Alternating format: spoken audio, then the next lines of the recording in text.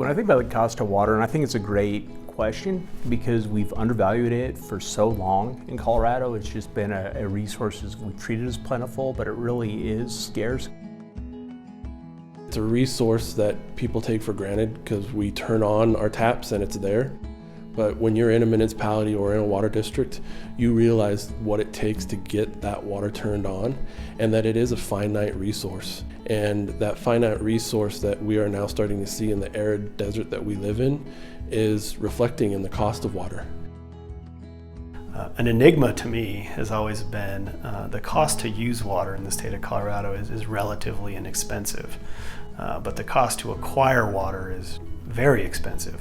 So that's always been an interesting dynamic to me, and I would love to hopefully spend some time analyzing that.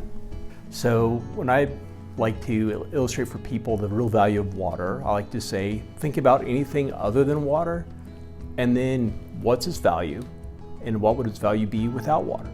You look at your home value, your property, what's that worth? Well, what's it worth if you didn't have any water? We've been thinking about water incorrectly for many years. We've undervalued it. When you really think about how valuable it is in this state especially, where we have so much scarcity, and you've come to that realization that almost anything of intrinsic value is worth less without water, then it gets to be a lot easier to accept the cost, to develop a clean supply, to ensure that you have it. Our work is tied to increasing resilience of the watershed. So, for example, there is a statistic out there that it's somewhere around for every $1 spent on wildfire mitigation treatment, it's $5 saved for post-fire setting in terms of restoration and trying to recover from a severe wildfire. And so that kind of statistic is something that we always keep in the back of our minds and is one way that we assign at least a dollar value to the cost of water in general, because as we all know, really the long-term post-fire impacts are all about issues to water quality in addition to life and safety. The cost of water for me means I can take people rafting, and all those reservoirs up above are put in are letting water out so that I can raft in July and August. So every day I can raft is a 1% to 2% increase in my income.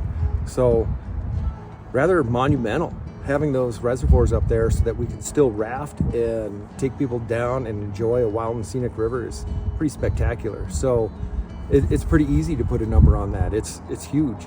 It's our whole business.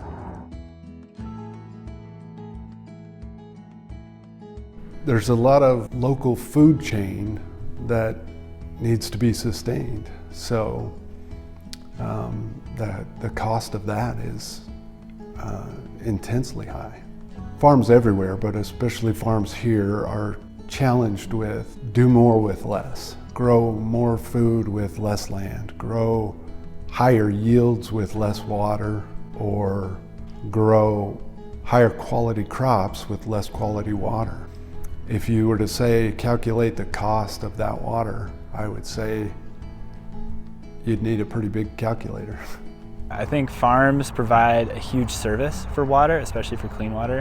When farms are managed properly with healthy soils and building fertility, they act as a sponge and a filter for water, which needs to be valued, and we need to make sure that we protect agricultural rights to water, because growing food here is our food security, and it's so important to have food where we live that we need to make sure that agriculture gets its fair share, and those people that are managing water well should be seen as an asset rather than taking water from other sources.